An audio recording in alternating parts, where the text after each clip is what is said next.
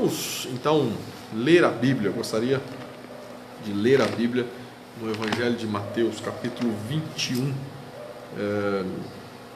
Mateus, capítulo 21, a gente está falando de Páscoa. Eu vou ler um texto bíblico que ele vem uma semana antes da Páscoa, na ocasião, nos tempos de Jesus, nos dias de Jesus, o que se transformou, né, essa semana antes, a última semana de Jesus, naquela situação, com o seu corpo ainda não glorificado, né, não ressurreto, e Jesus Cristo, na sua última semana, chegando a Jerusalém, e ele chega exatamente naquele domingo onde ele é aclamado, né?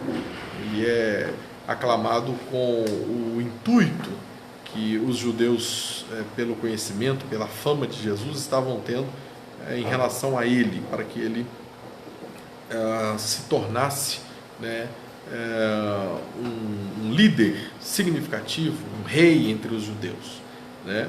Ele que já era considerado profeta pelos judeus. O texto, Mateus capítulo 21, a partir do verso 1, eu vou ler do 1 ao 11, diz: Quando se aproximaram de Jerusalém e chegaram a Betfagé, ao Monte das Oliveiras, enviou Jesus 2 discípulos: Ide à aldeia que aí está diante de vós, e logo achareis presa uma jumenta, e com ela um jumentinho. Desprendei-a e trazei-os. E se alguém vos disser alguma coisa, respondei-lhe que o Senhor precisa deles, e logo os enviará. Ora, isso aconteceu para se cumprir o que foi dito por intermédio do profeta: Dizei à filha de Sião: Eis aí te vem o teu rei, humilde, montado em jumento, num jumentinho, cria de animal de carne. E indo os discípulos, e tendo feito como Jesus lhes ordenara, trouxeram a jumenta e o jumentinho. Então puseram em cima dele as suas vestes, e sobre elas Jesus montou. E a maior parte da multidão estendeu as suas vestes pelo caminho, e outros cortavam ramos de árvores, espalhando-os pela estrada. E as multidões, tanto as que precediam como as que o seguiam, clamavam: Hosana, Hosana ao filho de Davi, bendito que vem em nome do Senhor, Hosana nas maiores alturas. E entrando ele em Jerusalém, toda a cidade se alvoroçou, e perguntaram: Quem é este? E as multidões clamavam: Este é o profeta Jesus, de Nazaré da Galileia. Vamos lá. Bendito Deus. Nós sabemos o sentido, Senhor Deus, do que o mundo inteiro chama de Páscoa. E às vezes o que eles têm é só um nome, substantivo próprio. Nós sabemos, Senhor Deus, o que significa passar. Nós sabemos, ó Pai, tanto na história do povo hebreu, que foi um símbolo, Senhor Deus, da verdadeira Páscoa, quanto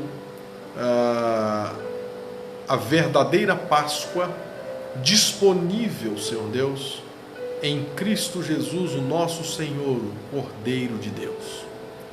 Senhor Deus, que nós possamos entender a razão disso, e não só entender, mas que isso de fato, Senhor Deus, cause paz em nós, Senhor Deus. Que nós entendamos, Senhor Deus, o perdão do Senhor, ó Pai. Que a gente entenda, Senhor Deus, a razão bendita de tudo isso. No nome de Jesus que nós oramos. Amém, Senhor Deus. Estava começando a semana das comemorações da Páscoa. Esse texto que eu li. Muita gente chegando em Jerusalém, subindo, a maior parte deles, do mar para Jerusalém, caminhada de aproximadamente 70, 80 quilômetros. E o tão falado Nazareno, depois de ter sido ungido por uma mulher que a tradição sugere ser de reputação questionável, entrou em Jerusalém numa montaria vil, um asno emprestado. Foi assim que Jesus entrou em Jerusalém. Como aquela Palestina precisava de um rei de verdade. Que Herodes me perdoe, mas Herodes não era uma figura que implicava tanto respeito e posição. Havia muitas restrições a respeito de Jesus. Ter passado a vida inteira na Galileia, na cidade de Nazaré, não ter nenhum glamour real, coisa assim. Mas aquele homem tinha algo mais, eu diria. Ele era algo como assombroso. As coisas que ele fazia, as coisas que se ouvia, obviamente, as coisas que a fantasia do povo também aumentava, mas sabia-se que havia algo de fantástico nele, vindo dele. Sim, ele tinha uma origem em Davi, mas isso não era notado. Era simplicidade demais. Era uma vida humilde demais para se valorizar uma raiz distante de Davi, embora soubessem disso. O que a gente pode interpretar como não sendo nada nobre e sem qualquer esplendor real. Mas ele era ousado e prodigioso, útil para o pão e para a cura. Naqueles dias, isso não era pouca coisa, nem hoje. Imagina no epicentro da pobreza, do desprezo, da humilhação, da servidão. Jesus foi aceito pela multidão da Judéia, porque a multidão da Judéia estava ansiosa por mais uma grande revolta. Quem sabe aquela revolta não fosse a última das revoltas, se ele conseguisse orquestrar de maneira imponente tudo aquilo. Queridos irmãos, toda revolução precisa de um líder, e todo líder precisa de originalidade, e isso o carpinteiro tinha de sobra. Sem elegância, mas historicamente o mais próximo de um super-homem, Jerusalém recebe aquilo que eles mesmos chamaram de o profeta Jesus, com cânticos de vitória. Bendito o que vem em nome do Senhor. Foi assim que eles receberam Jesus uma semana antes da ressurreição. Jesus estava cheirando bálsamo. O profeta é recebido com euforia em Jerusalém. Para a multidão, a festa só estava começando. E para Jesus, também. Quinta-feira, 4 dias depois daquela entrada triunfal em Jerusalém, Jesus foi preso. Jesus foi preso, surrado e humilhado. Na mente fantasiosa do povo, o príncipe estava virando sapo. O melhor candidato a Messias dos últimos 1000 anos era tratado com cusparadas e bofetadas e não havia nele qualquer reação. Sexta-feira, às 9 da manhã, ele foi literalmente pregado numa cruz. Às 3 da tarde, ele deu o seu último suspiro. De meio-dia às 3 da tarde, houve trevas em toda a terra. Sabe por quê? porque o julgamento de Deus estava sobre toda a raça humana e a punição era merecida e estava descendo em um lugar. O cordeiro estava sendo morto. O cordeiro com C maiúsculo. Eu gosto de Apocalipse 5, onde na visão de João ele vê o leão, enquanto os anciãos, os anjos, veem um leão, ele vê um cordeiro. E João destaca no verso 6 que ele viu o cordeiro que tinha sido morto. Porque ele viu, sendo daquele contexto de sacrifícios e da lei cerimonial, ele viu os cortes comuns do sacrifício naquele cordeiro, o cordeiro que era Jesus. Os cortes da degola e da evisceração. Você viu isso? Degola e evisceração. Uma cruz. O cordeiro havia sido morto. Ele estava vivo, mas por causa daqueles cortes, estava nítido que aquele cordeiro já tinha passado pelo sacrifício.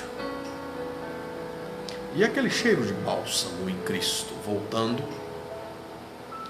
à sua entrada triunfal, era um óleo aromático que foi derramado na sua cabeça.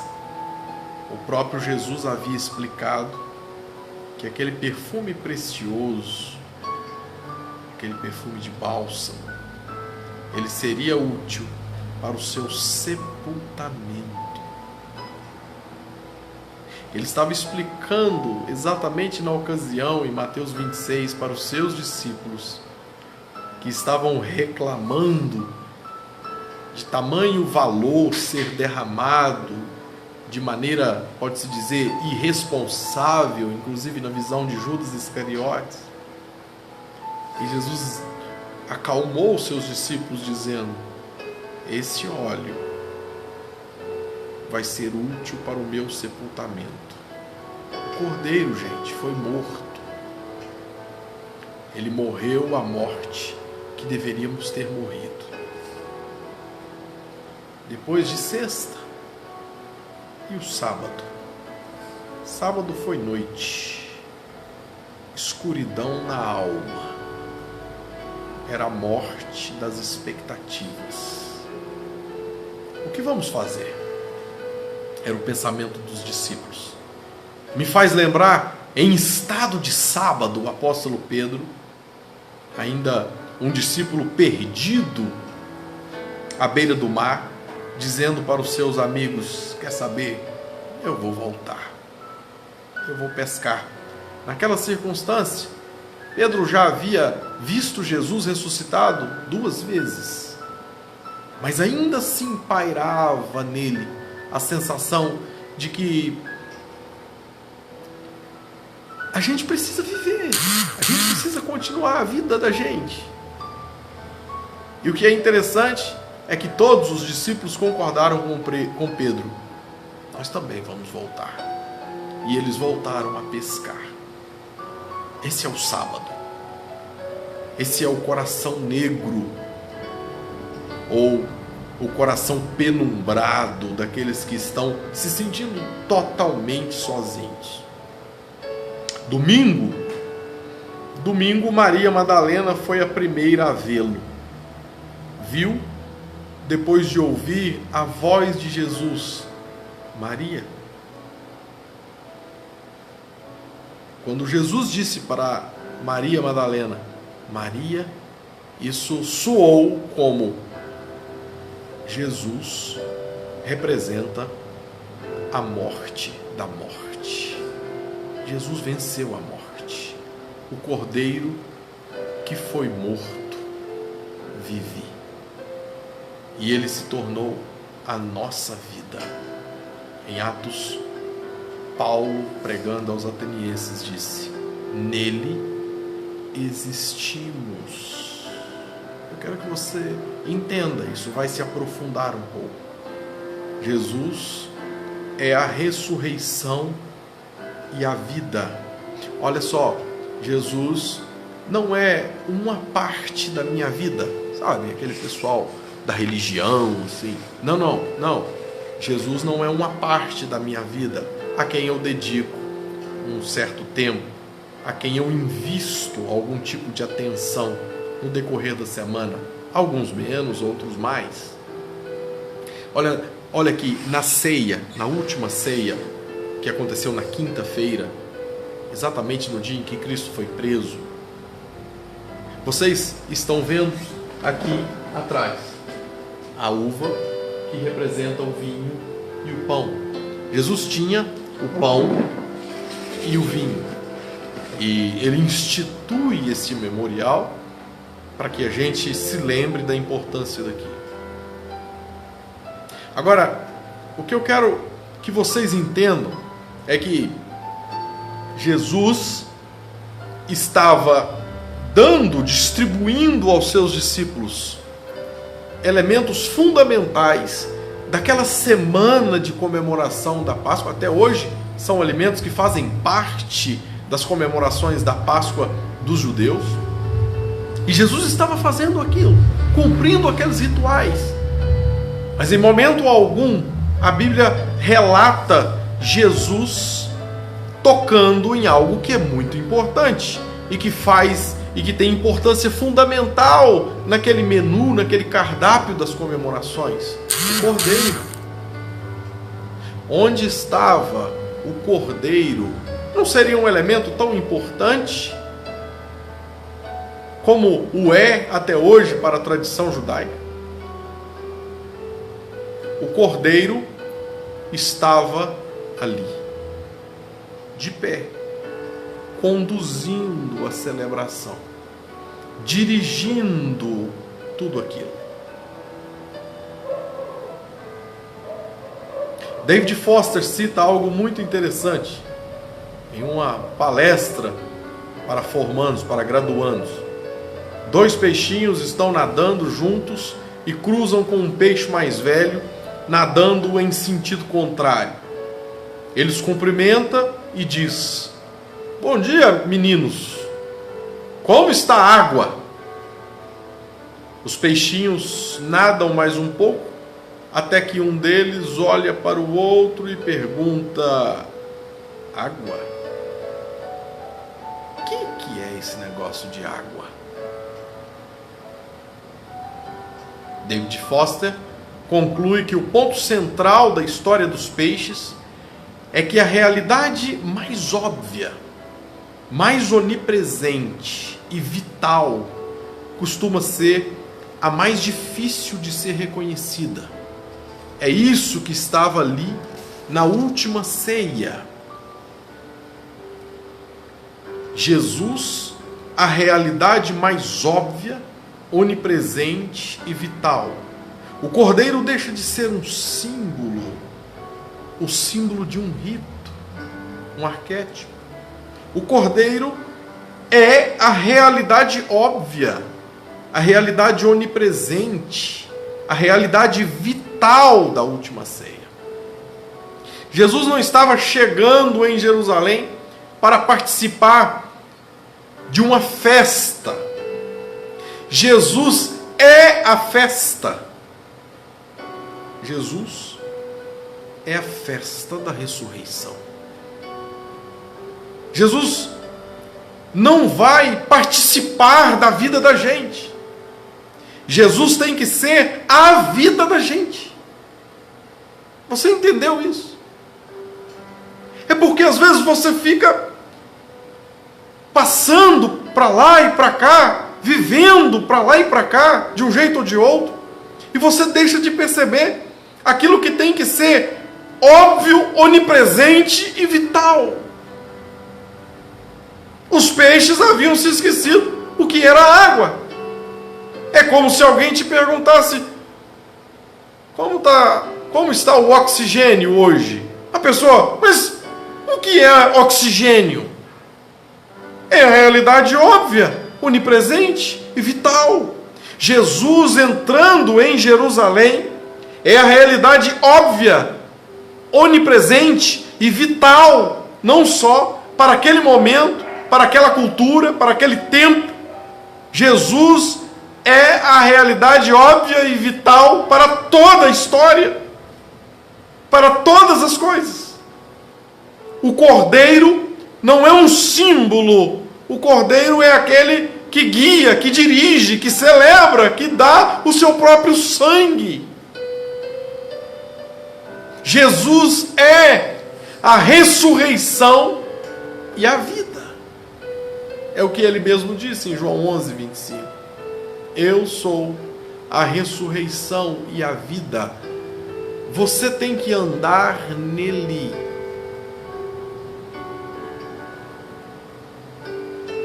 Jesus não vai participar da sua vida. Jesus tem que ser a sua vida.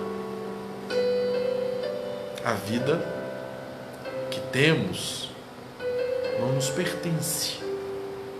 Se ele nos comprou,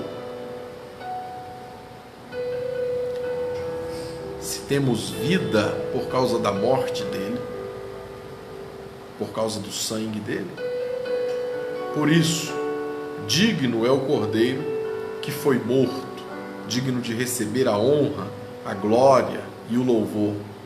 O Cordeiro dominará pelos séculos dos séculos. Apocalipse 5, 12, 13. O Cordeiro dominará pelos séculos dos séculos. Nunca se esqueça disso.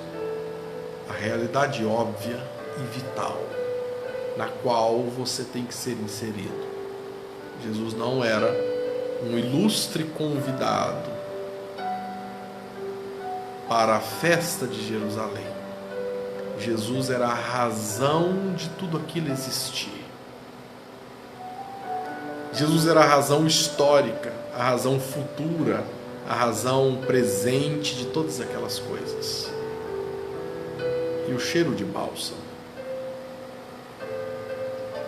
O cheiro de bálsamo dizia respeito não com um convidado preparado com elegância para participar de um grande encontro. O cheiro de bálsamo o remetia para a morte. Essa morte que nos dá vida. Eu espero que você considere isso e entenda como nunca a importância e a grandeza da Páscoa. Vamos orar? Bendito Deus, em Ti confiamos. Haja o que houvesse, ó Deus. Nós não pertencemos a nós mesmos. Somos de Cristo. Estamos com Ele, Ele conosco. Ele é a realidade óbvia e vital para nós. Nele vivemos, nos movemos e existimos.